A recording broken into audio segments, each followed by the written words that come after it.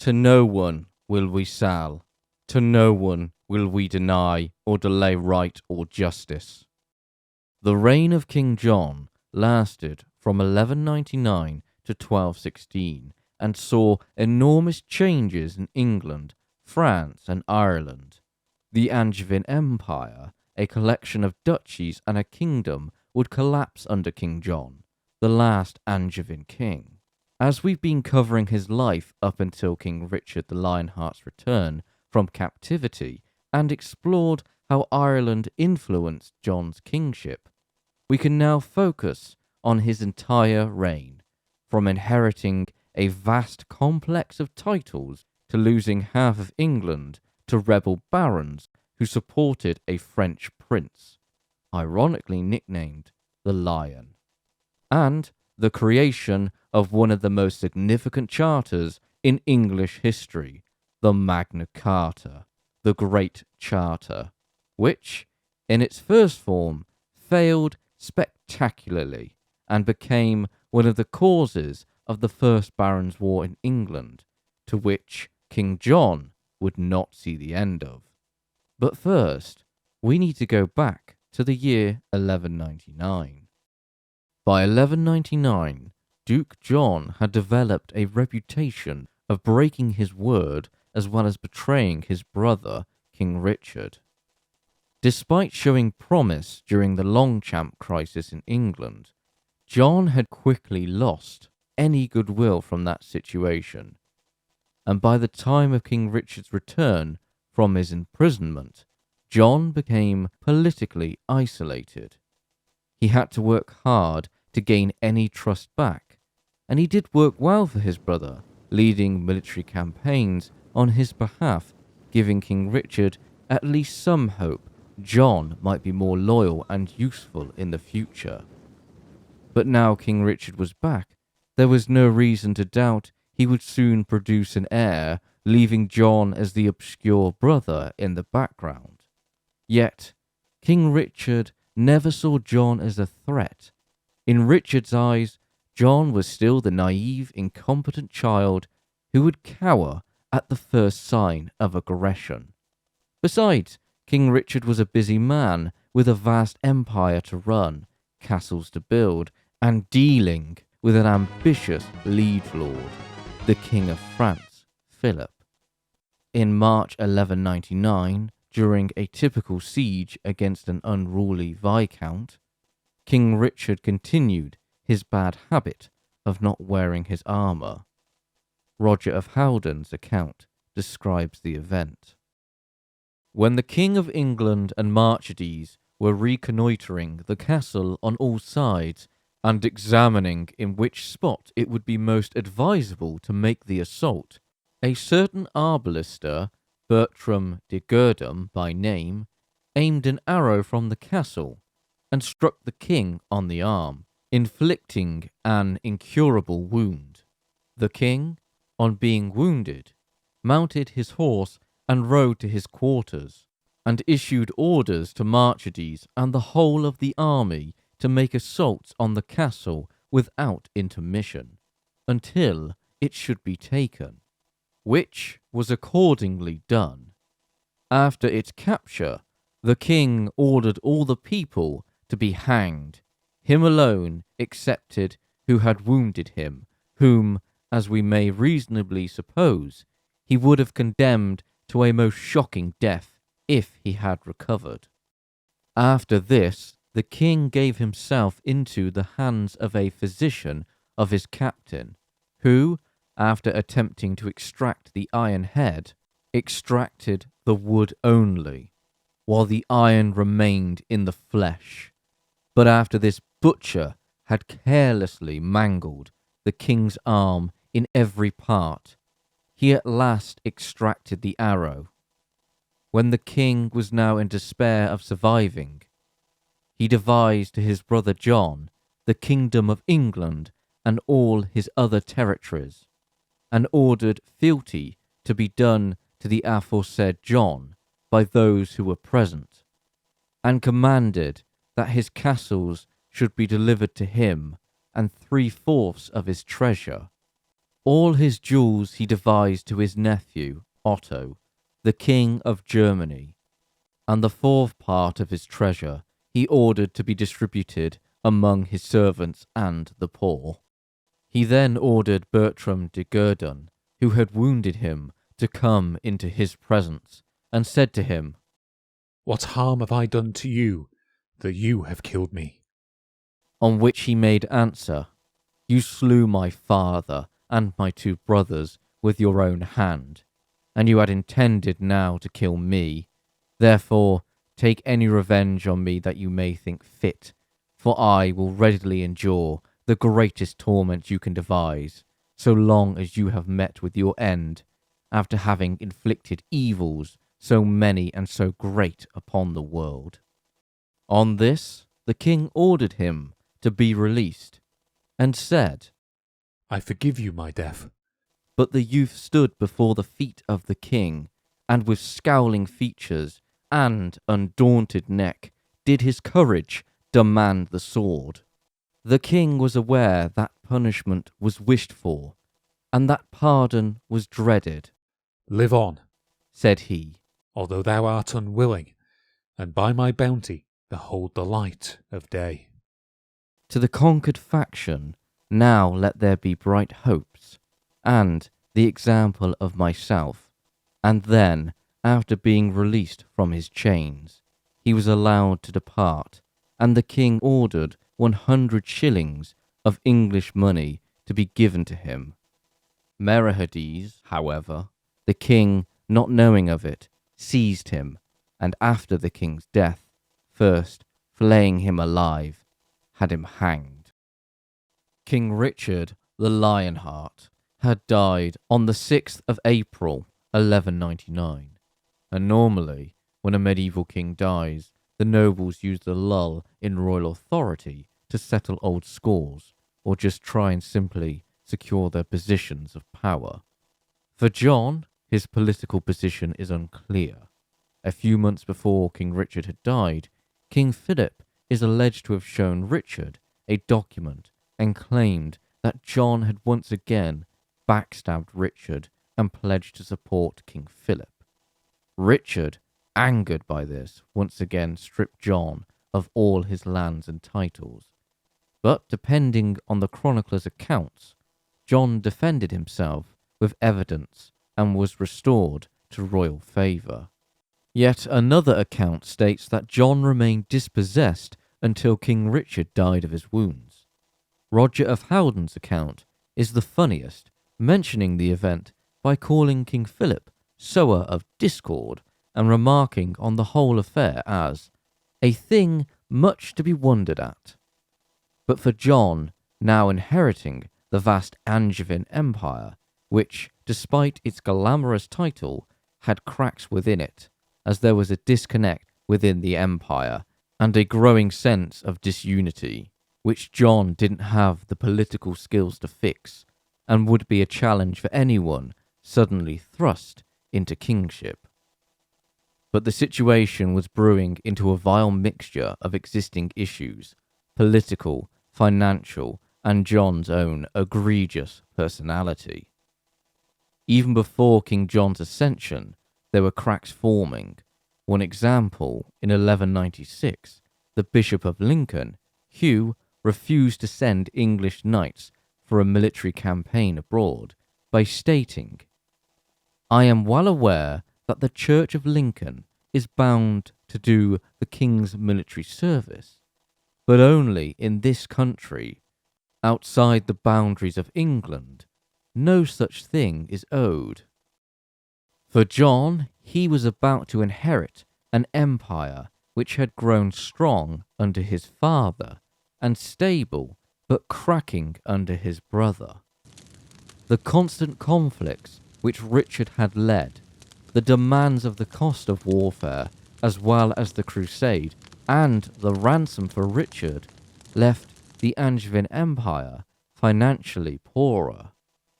John would also now have to contend with an emboldened King Philip, who held the desire to break the Angevin Empire.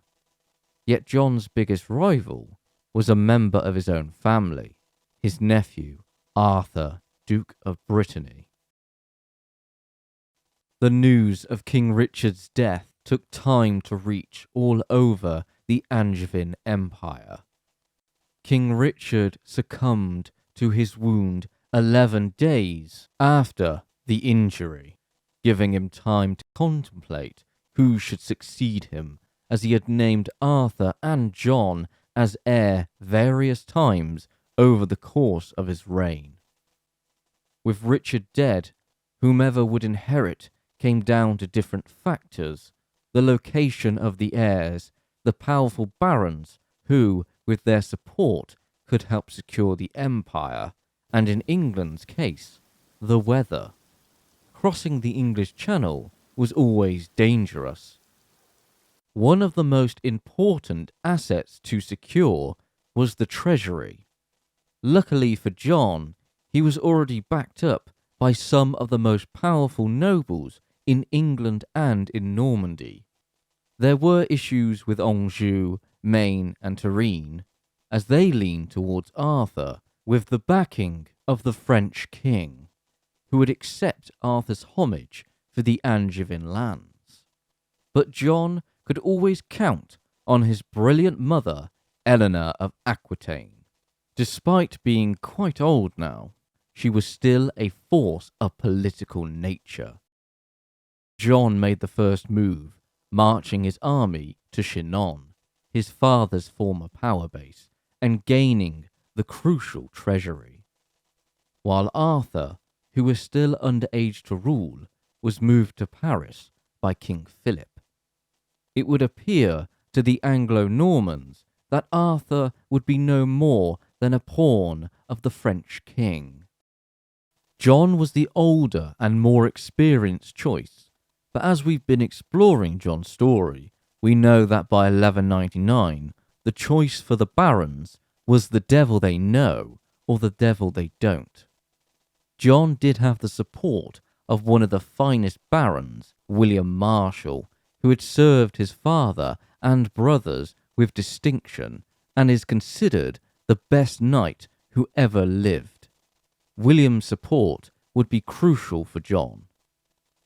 The goal for John now was to be crowned King of England and proclaimed as Duke of Normandy. His mother met him at Chinon along with some of King Richard's most loyal men. They would carry out their task of bringing the king's body to its resting place at Fontevraud Abbey to rest alongside his father, King Henry. After swearing a few oaths to uphold the former king's wishes, John gained more support, which he would need as the French king was busy invading Normandy. John headed for Normandy, while his mother led an army with Richard's former right-hand man to crush any uprising in Anjou.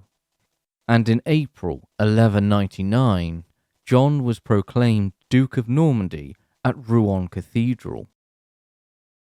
The next task for John was claiming the throne of England. England was relatively secure and safe. William Marshal had sailed to England first to enforce peace.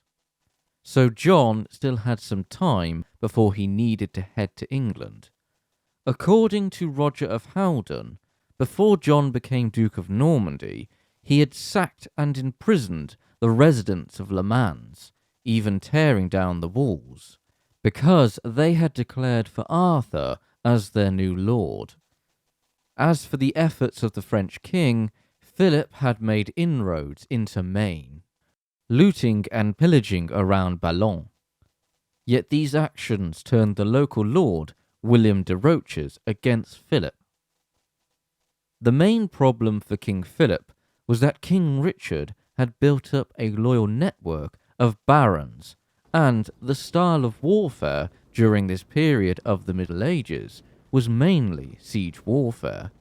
A siege could take a week or 6 months or even longer to capture a castle, time in which John could use to secure his position. By the 21st of May, John began to cross the English Channel while William Marshal and Hubert Walters were keeping the peace. But the barons, bishops, and earls of England sought to flex their military might by strengthening their own castles with men and provisions, something William and Hubert sought to remedy by calling a council and sending summons to the barons and earls, stating that John, when king, would pay them their dues if they behaved and pledged their loyalty, which they soon agreed to.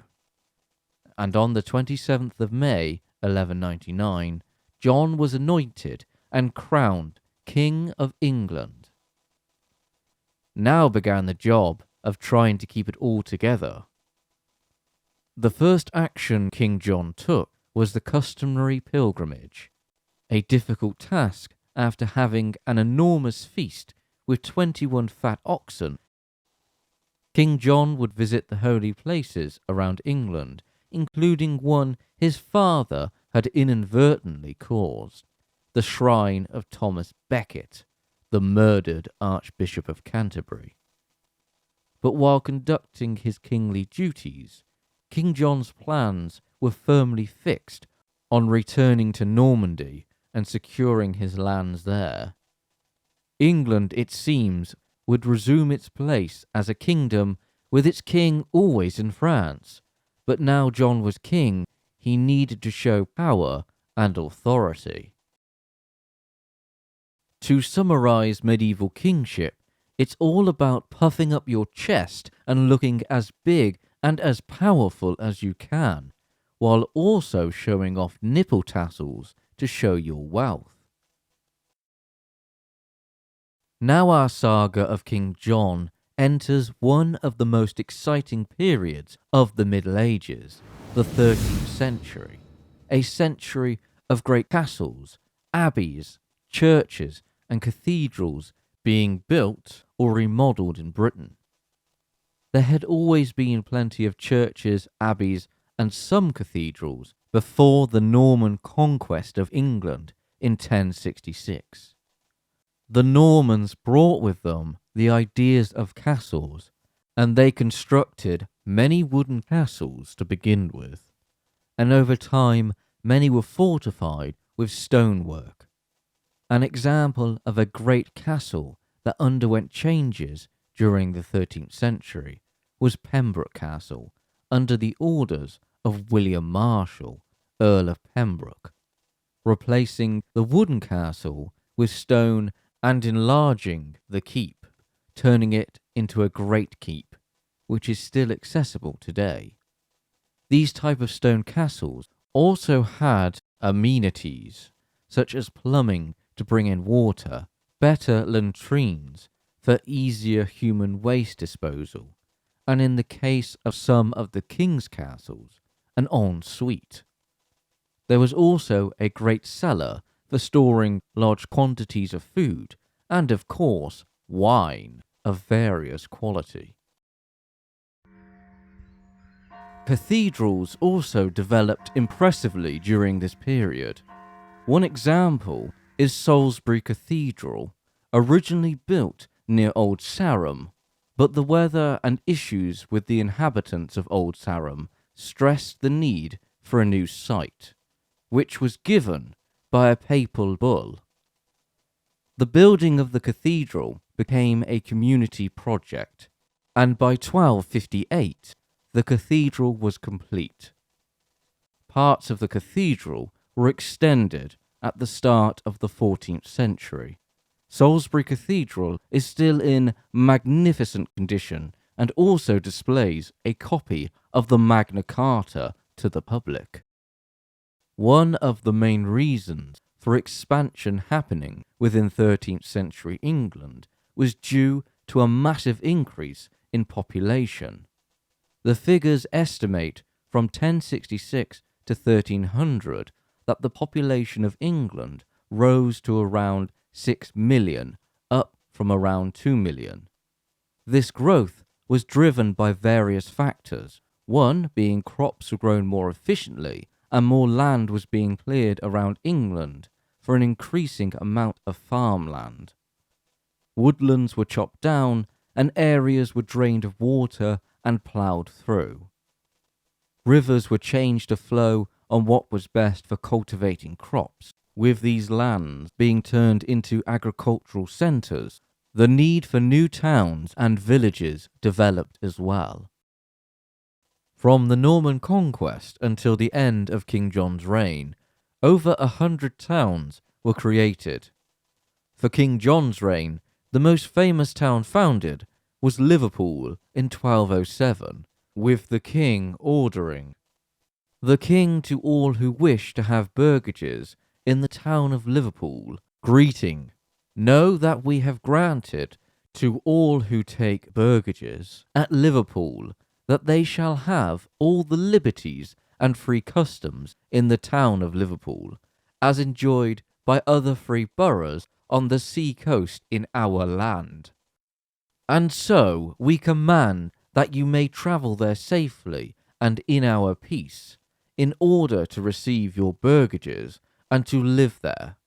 In testimony of this, we send you our letters patent.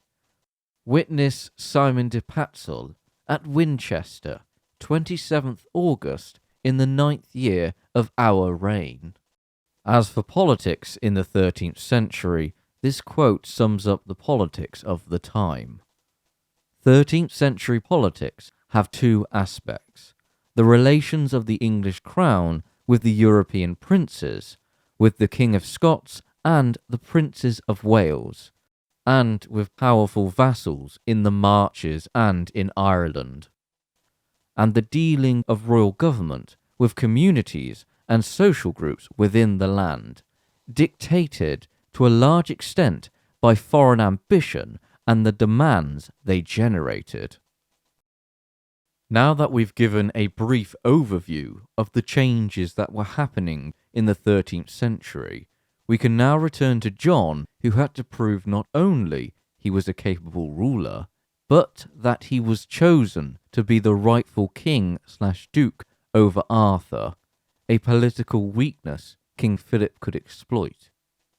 King John maintained that he was always the rightful choice of heir, and we see this in some of his earliest charters, with King John stating in writing that divine mercy, with the consent and favour of both the clergy and people, which belongs to us by hereditary right. King John and King Philip would finally meet face to face by mid-August 1199, after the treaty had expired between them. The meeting went as well as we could expect, given the amount of peace conferences we've covered over the course of this series. King John asked why King Philip had viciously attacked him over a perceived slight. King Philip responded that John had not sought his permission to be made duke through homage, and made several unrealistic demands, such as handing over large chunks of territory. King John refused, and both men went their separate ways, plotting their next moves against each other. All of the details of this meeting comes from Roger of Howden's account. The now heightened tensions could lead to a new conflict within France. Climactic battles in this period are few and far between. For example, King Henry had never fought a pitched massive battle to decide the fate of his empire. For King John, after the meeting with King Philip, he may have decided a battle was destined in the near future against King Philip. Gervase of Canterbury states, "The English king made up his mind to resist the French king like a man, and to fight manfully for the peace of his country." King John already had an army in France, but he soon gained more allies. The Count of Flanders, Baldwin, made an alliance with King John. Roger of Howden's account states that the counts and barons of the Kingdom of France who had adhered to Richard, King of England, came to John, King of England, and did homage to King John, and made oath to him that they would not make terms with the King of France unless with his sanction and consent, and he swore to them that he would make no treaty with the King of France unless they were included therein. King John would gain another powerful ally with his nephew Otto being elected Emperor of the Holy Roman Empire. On paper, it looked as if John held the upper hand against King Philip. With such powerful allies and agreements in place, King John seemed set to defeat the French king. Another boom for King John, his nephew Arthur would be escorted to him by William de Roches. William had initially sided with Arthur, but changed sides after a disagreement over a castle with King Philip. The moment was ripe to strike at King Philip, and King John marched his army to Hoveden, currently under siege from King Philip, and chased him away. Philip moved his forces to Le Mans, but was soon having to withdraw to his own territories, as King John had previously pulled the walls of the city down earlier in the year. King John must have felt elated about the success of his campaign. Not only had he driven the French king from his lands, but also now he had within his household his young nephew Arthur, and his mother as well. King John was on the cusp of something great, and then it all crumbled away. By January 1200, King John had sealed the Treaty of La Goulette with King Philip. The treaty was a means to an end over the conflict in Normandy and the issues with King Philip supporting Arthur. But before this treaty, King John could rely on his deceased brother's alliances and goodwill from the Normans, who hoped King John would attempt to be a somewhat competent duke to lead them. One alliance John would not be able to call upon in the south of France was the alliance Richard had fostered by marrying Berengaria of Navarre. King John would need to fortify what regions he could while the truce with King Philip remained in place. After all, King Philip had in his company Arthur, Duke of Brittany, King John's nephew. As King Philip and Arthur's father were close friends, we can imagine that King Philip had high hopes for Arthur, as if King John suddenly died. By all accounts, Arthur was King John's heir, as John and his wife Isabella, Countess of Gloucester, had no children. This was an issue on John's mind. The first of King John's problems was that Arthur and his mother had left in fear of being imprisoned, despite King John offering sweet words of promising to be all good friends. King John's forces did try and cut them off at various locations around Anjou, but they managed to flee to King Philip's court. Arthur's escape was a huge error, and now he was firmly within King Philip's influence. Not only that, but the papal legate had arranged a truce for all parties, and finally, a number of French nobles took up the cross for another crusade. King John could not count on their support, so he had to come to an agreement with the French king. The treaty between the two kings, as mentioned, was known as La Goulette. The interpretation of this treaty depends on the source. It could be seen as either a great triumph for King Philip and a huge loss for King John, or an underwhelming success for both sides. For King John, he achieved peace in May 1200 and was recognized as the successor to the French lands over Arthur, but on the condition he performed homage to King Philip as a vassal and paid a large sum of 20,000 marks. The most painful term for King John was giving King Philip part of Normandy along the Vixen. fortifications around the contested area were torn down, and King John ended his alliance with his nephew Otto and some French counts. A marriage was also to take place between King John's niece and King Philip's son and heir, Louis. Duke Arthur was to be one of King John's men controlling Brittany. Peace was achieved, and King John could now travel his legitimately inherited empire in peace, until his loins got the better of him and he messed it all up. We've mentioned before about King John having issues producing an heir with his wife. John had plenty of illegitimate children. All three Angevin kings were promiscuous. King Richard had one child from a fling, called Philip, who killed the Viscount whose castle King Richard besieged before his fatal wound.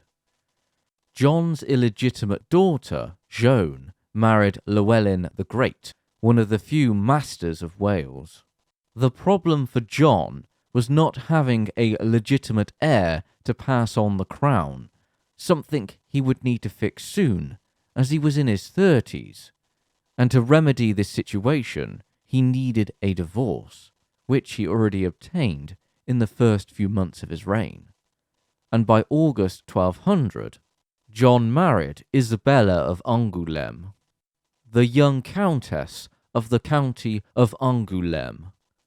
The marriage for King John is interpreted by some sources as a marriage of lust by King John, but if we look at the strategic importance of the county, it provided another buffer towards King John's southern lands in France.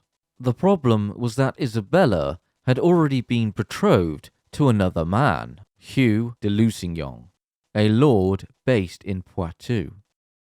King John could have easily fixed this insult with suitable compensation, yet his egregious personality once again gave cause for his biggest rival to strike, as King John refused to offer anything for taking another man's betrothed.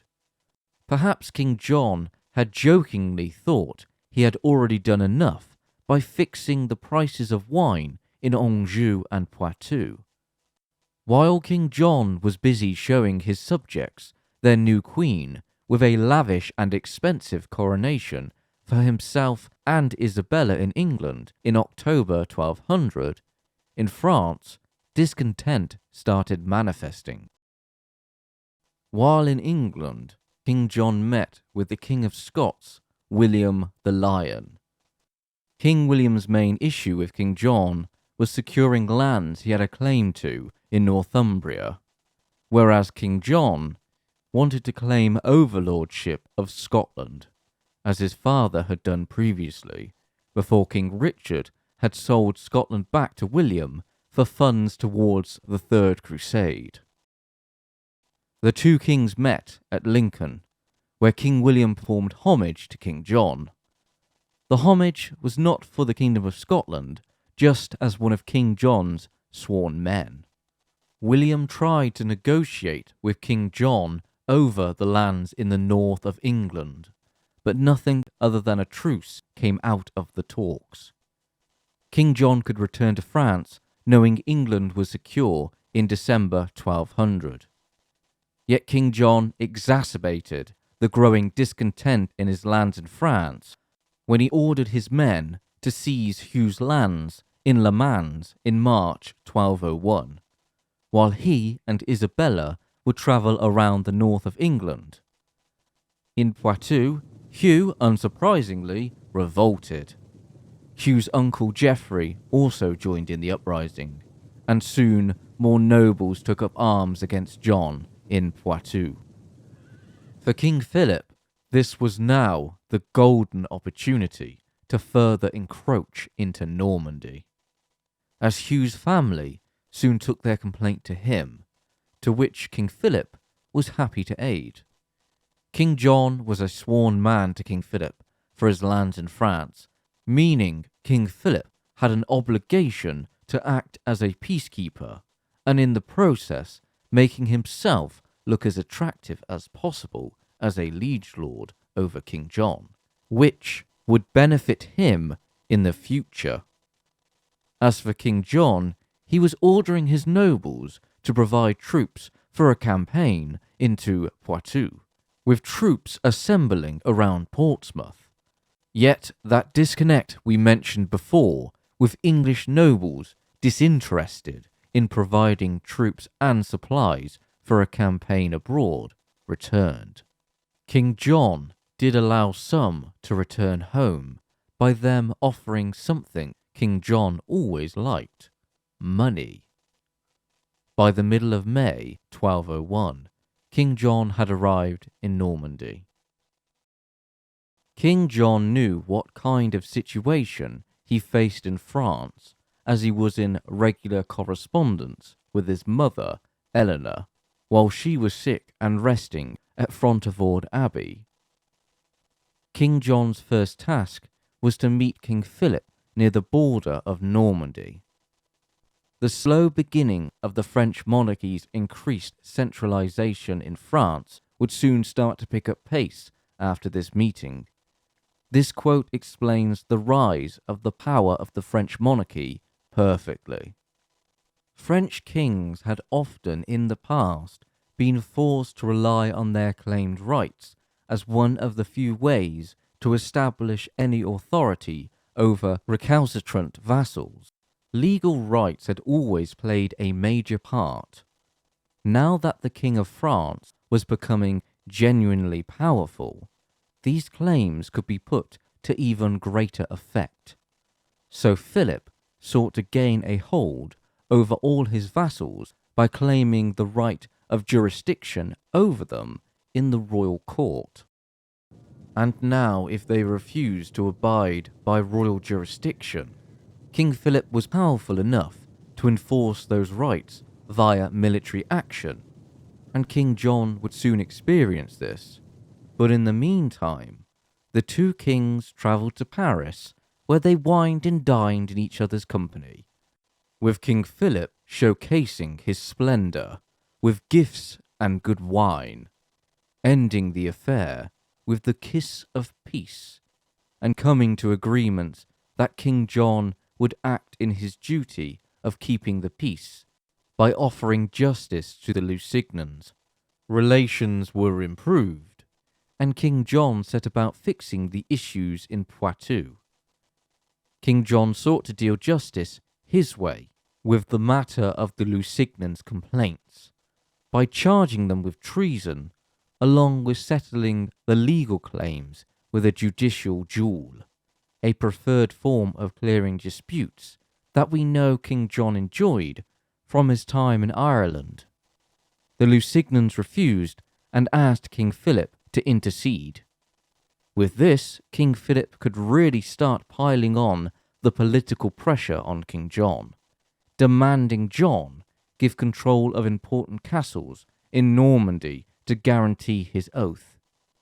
Once again, King John, acting heavy-handed and displaying his egregious personality, would end in disaster for him. By late March 1202, there was an event we haven't mentioned in a while, a peace conference. Yet this time, there were no kings present. Tensions were high, and the discussions that were taking place were conducted by messengers. King Philip demanded that John stand trial in Paris for his poor conduct. King John dragged his feet on the matter, and King Philip's court judged him to be guilty of disobedience. John was to be stripped of all of his titles and French possessions. Of course, King John was not going to give it all up without a fight, and King Philip had already been planning an attack on Normandy. Not only that, but King Philip still held influence over Duke Arthur of Brittany, who was finally old enough to command a force of his own. Arthur was given the task of taking control of Anjou and Poitou, and in letters of agreement between Arthur and Philip, Arthur refers to himself as Duke of Aquitaine, Brittany, Count of Anjou, and Le Mans. King John was already on the back foot, while King Philip's forces were capturing more of Normandy. Arthur was also busy attacking the Angevin lands. The situation was becoming so dire that the elderly Eleanor started to take command. Yet she soon found herself besieged by Arthur, her grandson, at Mirabeau. If Arthur could capture his grandmother, he'd have a stronger hand in the peace talks. King John received the news of the terrible situation his mother was in, and in a rare instance, John showed a burst of personal bravery and military prowess, galloping forth with his knights. King John dashed and covered somewhere between 80 to 200 miles in under 2 days, as by the time he reached the castle, the town had been taken, as well as the outer part of the castle. Only the keep was holding out. The atmosphere in Arthur's camp was a relaxed attitude to what seemed a foregone conclusion, when fighting suddenly broke out in the streets of the town, and before long Arthur and his allies were captured. It was a tremendous victory for King John. In one daring attack, he had captured most of his enemies and saved his mother. One of our sources states the following on the success. It was a greater and more decisive victory that had ever been won by his father or brother. John sent a jubilant letter to his regents in England, describing his triumph in detail and concluding with the words, "God be praised for our happy success." This was King John's greatest victory, and his last.